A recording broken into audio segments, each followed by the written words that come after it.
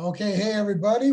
Today we're going to be talking about some James Bond movies. Now we know that Sean Connery passed away recently, which totally sucks because we all love Sean Connery. All three of us do.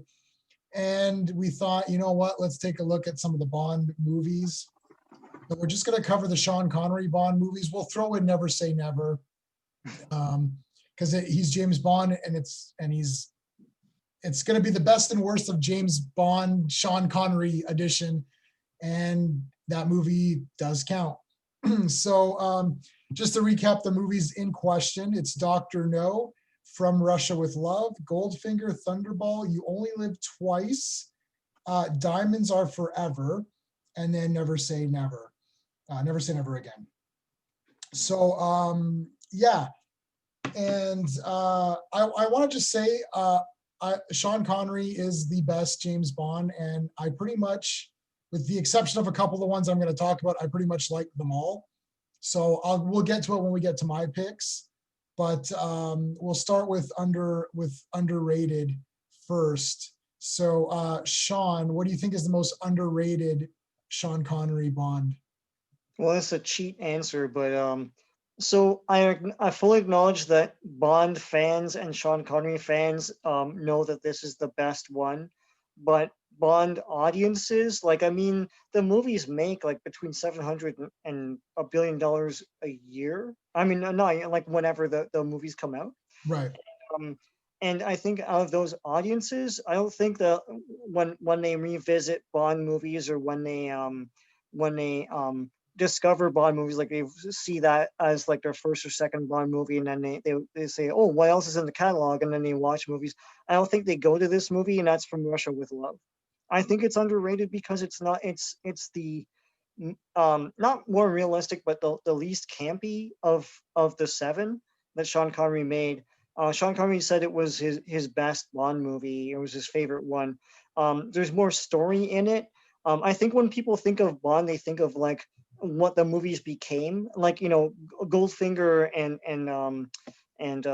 what's it called, Thunderball set the template for the rest of the Bond movies. And so it's like, you know, it's like quick one liners and lots of action and some campiness to it and stuff.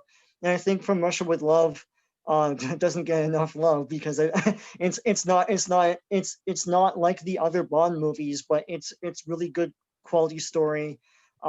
It's got some camp to it too. I mean, there's a woman with a switchblade shoe, you know. So, and that was mimicked in the Austin Powers movies. Yeah. So it's great. I mean, I know Bond fans know it's the best, but and I think people who are fans of Bond tend to go to the Bond movies became, and forget that, you know, the second movie was really good. So I would say that's underrated. All right, Steve. I have to say Diamonds Are Forever. I wasn't expecting nothing from that film when I first watched it, and it was pretty damn good. I find it like highly entertaining. I like the Bond girl. I like Bond in Vegas. I always thought that was a natural fit for some reason. I love the Bambi and Thumper fight with him. It's just like totally unexpected. And these two women just kick his ass. For anyone who's like, oh, Bond is this like male chauvinist pig and blah, blah, blah. Sean Connery allowed two women to beat him up on camera. There you go. Right. So and Bond is like, Sean Connery was macho. Like he was like, you know, most attractive man and all that stuff. I think he was voted like well into his 60s. And he was the epitome of like macho, like male. And to have that happen is pretty cool. I like I think they're Mr. Wint. I forget the other dude. Crispin Glover's dad. Yeah. Those guys are crazy, man. I rarely hated henchmen like I hated those two guys. Like usually the Bond henchmen were cool, but those guys were just dicks. You just wanted them dead. So like, you know, it was a lot of fun. Great Bond girl, even though her name escapes me, unfortunately. Just really enjoyed the movie overall and didn't expect it. Like it was never like one of his like most talked about movies, you know, as opposed to like Goldfinger and Thunderball. Right. Is Jill St. John is the girl, right? Jill St. John, yeah. Yeah. All right. Okay. For me, the most underrated one is Dr. No. Mm. I didn't see it for a while because I saw the Bond movies in really wonky order. And I was not a Bond guy growing up as the way you two were. And I've now almost read every Ian Fleming James Bond book. I'm just literally 2 or 3 behind, and then I've read them all. The book of Dr. No is awesome. And Dr. No, the movie, is not as awesome as the book, which none of the movies are as awesome as the books. But Dr. No himself is a wicked villain, even though he's only in the end. And the island and fighting that tank thing, that dragon, which is like really just like a tank, is sick. The Bond girl, which now I forget her name, in the books, she is the best Bond girl. Now in the movie they didn't get to that, but she was still pretty cool. I like Dr. No. It's him in his element. And I thought Felix was pretty cool in that movie. Maybe my favorite Felix, if that's a thing. But I just like the whole setting. And I found Dr. No to be very formidable. And if you read the book, I highly recommend reading the book because it goes into how Dr. No is able to create this island and how he's able to keep his staff under control and everything. And it's the damn best, man. It's so good. So Dr. No for me, but even if you don't know the book, I'm just talking about the movie. When I watched it, I was like, this is really good. It was the last Sean Connery one I'd seen. I'd seen them all except for Dr. No. And I was surprised at how damn awesome it was. All right. So we're going to do the worst next. Is that what we do? I keep forgetting. Yeah, it's the worst. All right, Sean, what is your worst of the Sean Connery Bonds? Look, they're all awesome. So it's like least best, I guess. Yeah. In comparison, or least favorite, but it might be the popular answer. I'll go with Never Say Never Again. It's cool, and it's a great attempt to make an unofficial Bond. It's a really crazy loophole, but look, I think it's the first of these Bond out of time, figuring out his relevance, and now that's the entire Daniel Craig series, Right. which I like, but it's the first of those. Sean Connery himself is great in that movie. But there's a lot of weird choices. There's way too many women, and they really emphasize this whole oh, he's so sexy, all the women throw themselves at him. It's like, okay, are you trying to be funny, or are you trying to it's just stupid after a while? Yeah. And the whole they're trying to make a Bond movie, and I guess they're trying to make different choices, but the opening is botched because it's not a cool action thing and then go into the song. It's like there's a song played over the stuff in a jungle or whatnot. It's crappy. There's some weird my favorite weird thing about that is two weird things is the arcade scene. I guess back then that was cool, but it's an arcade in a casino, and there's everyone's dressed all swanky and stuff, and they're playing Centipede. And nowadays it looks ridiculous. But back then it's top-notch arcades. And Bond throwing a jar of piss, another jar of piss from Batman versus Superman. He throws a jar of piss at a guy, and he's stunned, reacting so weird. But then it's because he got impaled by some sort of glass behind him or something. Anyway, it's cool. It's cool to watch as a curiosity thing, and it's a neat. But I love the Q in that. He's one of the best Qs. It was a grouchy Q. I like that guy. But it's compared to the other ones, it just feels off. I know it's an off-brand Bond, but they didn't have to go out of their way to make it off-brand. So yeah, to me, it's the least best. It's still cool, Yeah. Steve? Yeah, I have to agree, though I'm not going to lavish the love on it like Sean did. Sean Connery is undeniably good as Bond. He will never give a bad performance as Bond. But that movie just did not need to be made. I rarely say that, but Thunderball itself was done perfectly the first time. You're not going to improve on the underwater action scene or any of that stuff. You're not going to make it better than the original. So it's just there. I agree it's a curiosity piece, but it just feels like weak Thunderball. all of the Bond movies. So here's the thing I always say. I could stick any of the Sean Connery movies in and be perfectly entertained or feel like, I got something out of it, or I didn't waste 2 hours just mindlessly staring at the television. Never Say Never is the only one I could say no, because if I have this version of Thunderball, which is the weaker version, and I have the actual version of Thunderball, I want to put the real version in. I'm never going to go to Never Say Never. It's just a wasted attempt. Kim Basinger is the Bond girl. Yeah. Her performance literally is like, why am I here? I literally feel like she was wondering through the entire film why she was in the film. She has no purpose. She's weak as hell. And that's something, because I actually really like Kim Basinger a lot. So for her to just underdo it and just be like, why am I here? Pretty bad. I will say I always like Klaus Maria Brandauer, mostly because of his name, but he's also a hell of an actor. So like, I have to agree with Never Say Never, probably for different reasons than Sean. It's just, we remade Thunderball, but it's literally, there's no reason to do it. You're not going to top Thunderball. It's just a waste of time. Yeah, it's money, but like, it's just like, it just sits there now. Like there's no reason to watch it. Just throw in the original Thunderball. Yeah, and I'm not going to beat a dead horse. Obviously, it's the worst. It came out in the same year as Octopussy, which, spoilers, we're going to do the Roger Moore thing. Let's do it next week. Like Octopussy, I like Octopussy. So, I mean, if you have to pick one of those two Bonds to see and you pick the Sean Connery one, you made a mistake, buddy. But anyway, I'm not going to beat a dead horse on Never Say Never.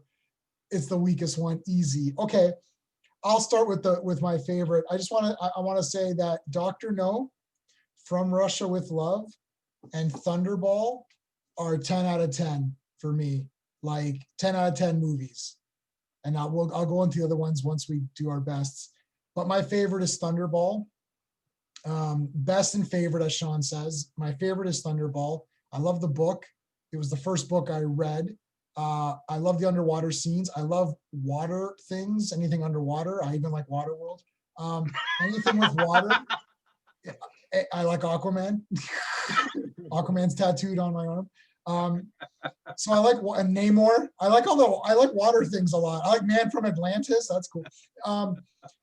Thunderball to me is just the damn best. It's one of my favorite action movies, period. Never mind James Bond movies. To me, it was just like, when I first saw it on Blu-ray, I've watched all of these for the first time, most of them on Blu-ray at home with my surround sound.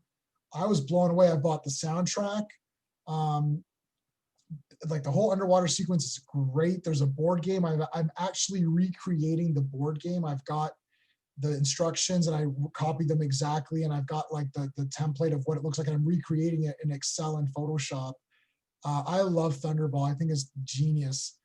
So that's definitely my favorite for sure. Easy. My favorite Bond movie, probably. Yeah, it's probably my favorite Bond movie. So it's tied between that and something else. But yeah, that's my favorite for sure. Sean, what's your favorite?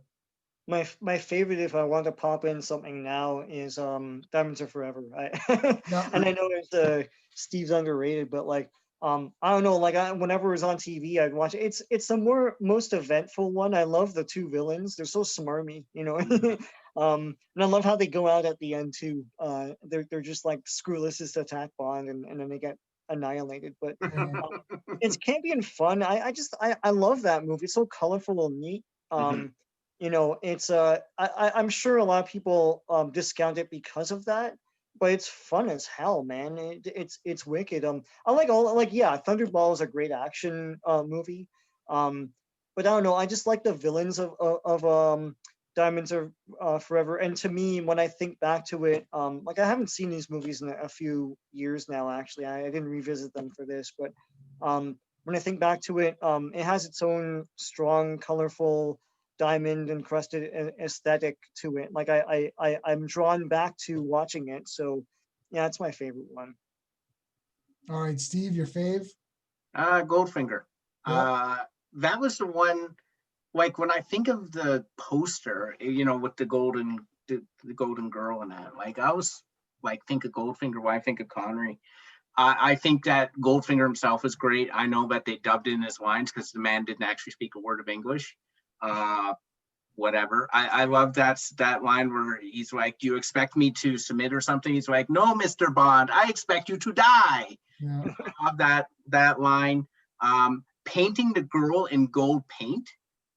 That was so out of nowhere. Like, that was such a neat idea. I'm like, who thought of that? Like, who put that in the script? Like, girl will be painted in gold. I'm like, really? Like, that's amazing, man. I really like that. Odd Job, underrated henchman. Love the hat. Love Odd Job, throwing the hat, decapitating people. I love Honor Blackman as Pussy Galore, and yes, the greatest Bond girl name ever, Pussy Galore. Like, it speaks for itself. But I thought she was like one of the best Bond girls. She's very strong. I like Bond girls who are able to give it back to Bond, and she was like, she held her own, like, and he needed her. I think she was like the pilot or something, and he needed her to like her help to do stuff. I love going into Fort Knox. I thought that was a brilliant idea. I just like Goldfinger's the one that puts a smile on my face from beginning to end. All the Bonds, as we've said over and over again, that Connery did were great in their own way. But Goldfinger is the one I will revisit again and again. Yeah, I'm trying to think if I can somehow come up with an order, if you can. Do we all like Dr. No? Did you got like, Yeah. you think it's one of the, like, I like Dr. No a lot. I like From Russia with Love a lot. It's the best book. When you read the book, it's so good. Some of these movies got ruined for me after I read the books, though, to be honest. Yeah. Diamonds is one of them. Not that I don't know, for the reasons that Sean, you're saying, it got too, like, reading the books, and you gotta remember, I read them all in order. And that's all I did for like months, right? Like, it was like 3 months or whatever doing them all. So I really got into that world. And when I think back to the movies, I don't like some of the worlds that they created. It's like the Moonraker thing. Moonraker's a super fun movie. I always loved it. It's one of my favorites, but it's horse shit compared to what the book is. The book is nothing like that. Yeah. Yeah. Plus, the books have their own continuity, right? And it's Yeah. like Felix Leiter has his own like arc too and everything. So Yeah. So it's tough. Like, for Diamonds and You Only Live Twice Yeah. have suffered a little bit. Goldfinger, the book is pretty good and the movie is still pretty good. I really like the plan of contaminating the gold, which has changed a little bit really from the movie made a few changes, which I think the movie may have fixed some of the problems of the book. So Goldfinger is really good. I think Russia and Thunderball are like my two, because Thunderball is the book, basically, because it was kind of written together with that guy, which is how they were able to do Never Say Never. But From Russia with Love is sick. That girl is awesome. The Bond girl, she's awesome. But yeah, do we want to mention anything with, like, we'll do the Roger Moores. I don't know if we can do the Pierce Brosnan and Daniel Craig. They don't really have enough. Maybe we could do Daniel Craig after No Time to Die comes out. Yeah. Yeah, I don't think, if you want to do it, you can sort of join Pierce with Timothy Dalton, because Dalton only had 2, and you can throw in Lazenby as well. So you could do like Connery, Moore, and then the others. Right. I mean, like, spoiler alert, but On Her Majesty's Secret Service is one of my favorite movies of all time. I think it's the best Bond movie. My favorite is Thunderball, but like On Her Majesty's Secret Service is like one of my, best Bond girl ever. I have what's her name tattooed right there from Avengers. She's like my favorite. Emma It's Peel. a shame we couldn't get like Sean Connery back for that. Then he came back after that, but it's like, and like, it's great. It's a great book and it's a great movie. It's both are great. And it's one of the best stories of Bond. Yes. But they I'm not gonna say they blew it on a one-off guy, but I mean, it would have been great if Sean Connery like agreed to come back for that. I'm okay with Lazenby doing it. Yeah, Lazenby is cool, but I would have like to see Sean Connery in that. Yeah, I like beforehand, I would have said like Connery not going back in the role that blows. But when I gave Lazenby a chance, I really liked him. I don't want to say too much because we could bring it up later in another thing. Sure, yeah. But I think like the one movie none of us touched on was You Only Live Twice, and yet that one was Donald Pleasance's character was basically Dr. Evil from Austin Powers. Like it was the same look, Yeah, you know, and like you could even go to Inspector Gadget has the stroking of the cat, which is what that character was. So you could actually point to Dr. Claw being Blofeld as well, like Donald Pleasance's character. But when I watched the movie, Blofeld doesn't do anything. He literally doesn't do anything. He basically he sits there and he's like, oh, you know, Mr. Bond and all that. I'm like, okay, cool. But then he doesn't do anything. he was that character is absolutely destroyed in the movies. I'm sorry. Yeah. In the book, he's the damn best. And actually every villain in Russia with Love from Russia is the best too. But Blofeld is so good. I think no movie has ever done him justice, even the new movies. Like they fought and fought legally to get the character back, and then they gave him the awesome powers origin. It's like, I don't understand. It's like, yeah, he's never been done justice. Him and Doctor Doom have never been done justice in movies. Yeah. Let's just draw the parallel.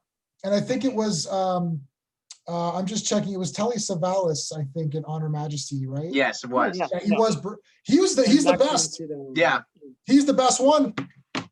Yeah.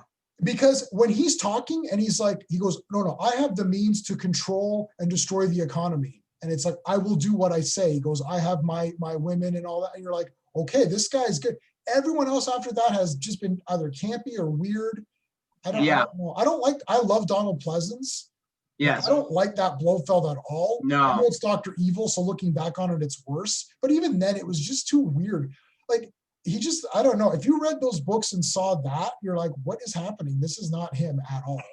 Yeah, I think, like, you have to say, if you only live twice, should be thankful that Never Say Never was made. So that then it couldn't be the worst Connery, because otherwise, it probably is. Like, it's got a lot of good parts. Yeah, Tiger Tanaka is awesome, man. Yeah, I mean, I think my weakest would be Diamonds, unfortunately, not counting Never, just because like it got a little bit away from itself. I think the best blending was maybe Goldfinger, where there was a little bit of fun colorfulness, but still somewhat grounded. And then Diamonds is like the Moonraker of the Sean Connery movies, right? Like you're just throwing it in to have fun and watching a cool movie. It's not James Bond really exactly enough, I guess. It's getting it like, I mean, we'll do Roger Moore, I guess, later, but like Roger Moore is all like that kind of movie. It's mostly like, you know, camp and just spectacle, right? Yeah. But not all of them. Most of them, I'd say. Yeah, and there's a couple in there that are the damn best, and maybe in the top Bond movies for me after rewatching. I won't tell you which one. I rewatched recently and I was destroyed. I'm like, this is the best movie ever. Daniel Craig and all these guys should be ashamed of themselves. Yeah, well, Roger Moore has my favorite Bond movie of all time. Okay, don't say what it is. I'm not going to say what it is. It's gonna be the same one I'm gonna pick. I can tell right now.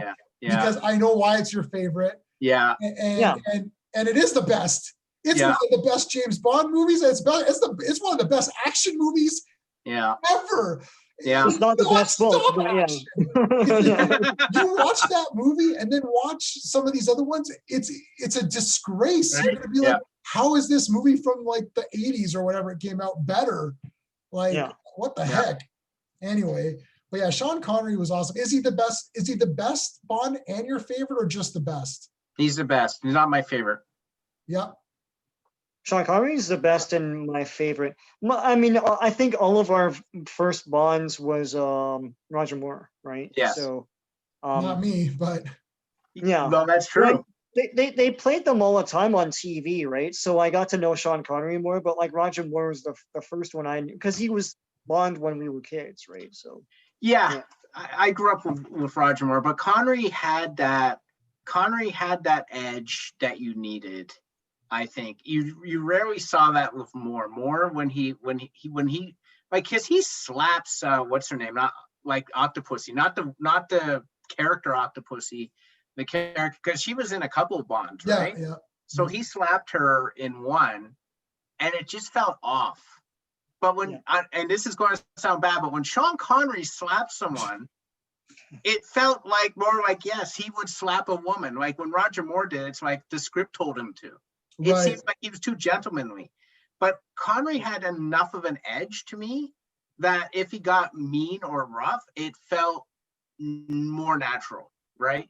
But he also had that debonair, suave thing. Like even I remember watching The Rock, and there's a line from The Rock which is pure James Bond when what's his name, Nicolas Cage walks into the interrogation room and he says to Connery's character, oh, his whatever his name was, I can't remember, and Sean Connery says, but of course you are. That's pure Sean Connery Bond. That's Right. the suave, cheeky Bond that I think everyone loved, right? So Yeah, I mean, he is the best for those reasons. He could play both sides of Bond. yeah. Roger Moore is the coolest. I have to think about this because I'm on the spot. But Roger Moore may be the coolest person who ever lived, like ever. And if you watch Persuaders, to the fans, anyone who's watching this, watch Persuaders. If either of you guys need that, I can lend it to you. I've watched it twice over, the whole series twice over. It's the damn best. And the two, Tony Curtis and Roger Moore, best ever. But yeah, Sean Connery was just the best of both worlds. The Roger Moore movies are all, I would say Roger Moore, almost all of the movies. I mean, yeah, let's say all. I could put in any one of his movies and watch it. Any one of them. Even the weaker ones or the whatever, like any one of them. Sean Connery, I would be a little choosy. I'll probably throw in Thunderball or Russia or Dr. No or Goldfinger. That's probably my go-to for the first four. If I'm going to pick a Roger, or if I'm going to pick a Sean Connery, I'm going to pick one of the first four. Basically, those first four, Honor Majesty, Secret Service, and like the Roger Moore movies, that is James Bond to me. Everything else after that, I like Timothy Dalton, the person. He was my first Bond that I saw. I like those movies as action movies, but by this point, it's too far away from James Bond in his time period. It's like, and right now is a really weird time period because you like back then in the 50s, 60s, if you had a briefcase that, you know, maybe shot gas out or something, you'd be like, oh, that was cool. Now that would just be lame. It's like, okay, whatever, briefcase. But the technology that you need to have is too crazy, right? Like, you know, you get to the point where he's got like an invisible car, right? In that movie, and you're like, okay, that's cool, but that's like way like why he's not Tony Stark or whatever, right? So it got too far away from itself, and they're trying to bring it back a bit, but not really. There's still crazy stuff going on. Yeah. In the action, you know, like I don't know, it's gone too weird. It's almost like they need to make it a period movie. Yeah, make it back in the 50s, 60s Cold War. Yeah. With Smersh and all that stuff. Yeah, we talked about this before. Like, just do a separate series on like Netflix or something of just adapting the books in a chronological book order and call them Ian Fleming's Casino Royale and Ian Fleming to differentiate them, set them in their time period. That would be awesome. Yeah. I mean, you know, that would be really interesting, and make it more like, you know, actual like spy stuff like from the books, and add more food in it. Every time you read Ian Fleming, the food. Sean pointed this out, but anybody reading those books, you get so hungry. Make sure like read them with breakfast, because every time James Bond has breakfast, I'm getting hungry now. Every time James Bond has breakfast, it's the best breakfast there ever. You're just like, oh man, I gotta have that breakfast. His kryptonite is food. Because I remember, I think it's Dr. No, both the book and the movie. He's like captured in a cell, and they give him breakfast, and he mega eats it, and he gets poisoned and passes out. Yes. Like, well, dude, did you not know that was gonna happen?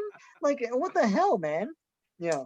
James Bond appreciates a nutritional breakfast in the morning to get him started. Oh, breakfast. It's the most important meal. After this. Most important meal of the day. All right, we've got about 10 minutes left. Do we want to talk about any of the Bond girls in the Sean Connery series? Anybody who stands out? Pussy Galore was great. Yeah, man. I really like. Yeah, she was the best one for me.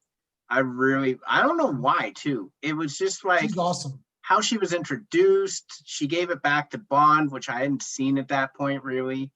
Ursula Andress will always be known as the Bond girl. She came out of the surf. She had the knife around her, was her leg? She had the knife around her, like she had a thing on her she leg. had a knife or whatever for the seashells. She was, she was obviously gorgeous. And she's iconic as a Bond girl. I'll be honest with you, Connery's Bond girls, other than Pussy Galore, didn't make a great, and Jill St. John. Like other than those two, none of them really made an impression on me. It wasn't until later on that I really started to notice the Bond girls a bit more. Not saying that they were terrible, but I don't think they were there to really do anything. I think they were just there for arm candy a lot, to me. So I liked the Russia with Love, Tatiana. Let me look at her name. Tatiana something. What was her name? Tatiana Romanova. She's great she's good in the books. I liked her in the movie. You guys got to read, well, Sean, I think you read it. You got to read From Russia with Love like ASAP. It's so good. You read that book and then watch that movie, and Red Grant will skyrocket up to one of the best Bond villains. He's a stinking piece of crap in the movies. And that chess playing guy is a piece of shit too. And that woman, Rosa Klebb or whatever, she's a piece of shit. That's a trilogy of shit, those three. They're like a friggin' trifecta of bastards. And Tatiana, man, is awesome just for like trying to survive against. But the best Bond girl, it was Ursula Andrews' character in Dr. No. In the books.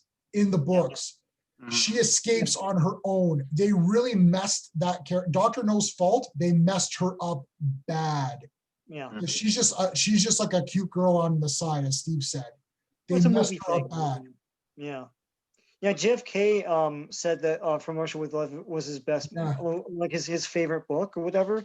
And apparently he watched the movie just before he died in Dallas. But oh my God.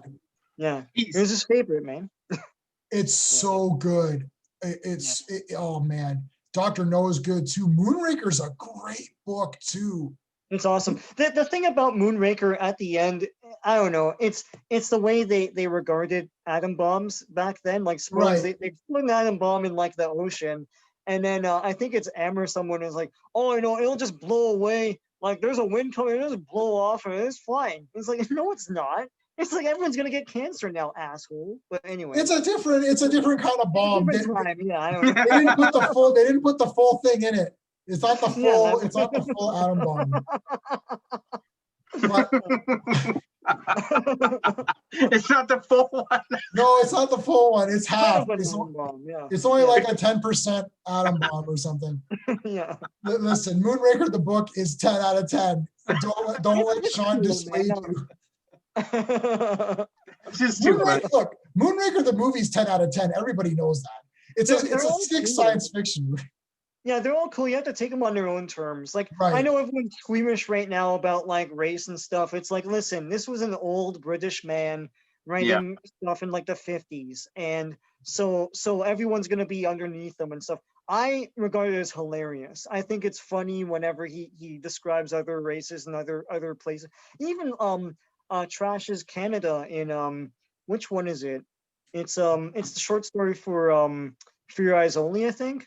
Where he goes to like Ottawa and he's like, oh, they're trying to imitate England, but they can't do it, right? With the big Parliament buildings and stuff. Right. Yeah, he trashes everyone, so you just gotta take it for its time. Who's writing it, where it came from.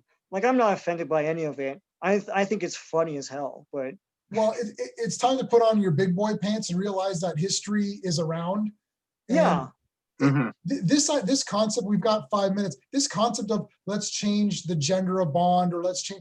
Look, you can. Then it's not James Bond. What you can do is you can say James Bond has become a dated concept. We are no longer making James Bond films. Done. If you want the James Bond name, then you make James Bond what he's supposed to be. If you're not going to do that, then don't do those movies anymore. Yeah. Period. Yeah. Just say it's a dated concept. Like, they don't make movies based on Spy Smasher. Yeah. Right? right? He's a Yeah. superhero. You It know, went away. Like Dick Tracy, Dick Tracy Dick went away. Tracy, Gun guns and stuff, it's The gone. Shadow. The Shadow's pretty much gone. He's in comics a little bit. Avenger, you know, like the Spider, right? Yeah. Like these, they're gone. They're like, well, you know, nobody's gonna watch the Spider if they can just watch Batman, which is basically kind of the same. So it's like, if it's a dated concept, then don't do it. I'm okay with that. I'll live with watching the old movies. I think what the problem is what happens with a lot of things is that the people who don't watch the movies are trying to dictate what the movies are. Right. Yeah. But when they do that, you change it to, well, they want it, they're not going to see the movie anyway, because they don't care. So this is the problem, is that you just further alienate the fans of the concept or the property, not giving them what they paid for, while trying to please another audience who will never like what you do, regardless. So it's just a ridiculous thing to do. They should stop doing it. If you don't like James Bond, don't go see James Bond movies. Yeah. Yeah, it's mainstream. They know of it. And it's like, oh, you know, like he's misogynist and stuff. I don't want to see that. Yeah, but like I think it's because they think it's indicative of a norm, and it's not. It's just the character, you know. It's like no one's condoning it and saying, oh, you should act like Bond, right? No. But yeah, I do get bothered when they don't know what to do with Bond because of that. Like they become hindered by it. And it's like, well, I mean, if he's a womanizer and he drinks and stuff, that's who he is, you know. Right. I don't know what to tell you. It's like people like that exist in the world. And they can be heroes. And they can be heroes too. They can be heroes. You know, maybe there's a doctor out there who's a little bit of a schmuck, you know, and he cures cancer. Well, I mean, okay, you know, like that's the other thing. It's like, you're not going to be friends with James Bond. I don't get this concept. It's like, well, he's not a great, perfect gentleman when he needs to be a gentleman, and then meek when he needs to be meek, and strong when he needs to be strong. So look, he's this character. You're not his best friend. Like, it's a movie. If you don't like it, you know, don't watch it. I don't know when we decided that everyone had to be a saint. Right. I don't know when we decided that our, you know, the people who like keep us safe or all that have to be frigging saints as well. Like, I don't understand when that took place. There's a lot of flawed human beings out there who are in important positions. If you want saints to just be in those important positions, guess what? There won't be a lot of people in important positions because there ain't a lot of saints. Yeah. So there you go. All right, guys, we got a minute left. So yeah, Sean Connery, we all think he's great. I like all the Bonds of Sean Connery. I know we poo-pooed a couple of them a little bit, but I still like them all. They're all good. But yeah, read the books too. I mean, whatever. Those are good. If there's anyone out there who knows how to read, go ahead and read those books. That's the things where you turn the page. Or you can read them all. You can read them all on this right here. This has them all. Yeah. So, all right. I think next week we're going to come back and do Roger Moore. I'm super pumped for Roger Moore because lots to talk about on that one. Yeah. All right, guys. Thanks for watching. See you next time.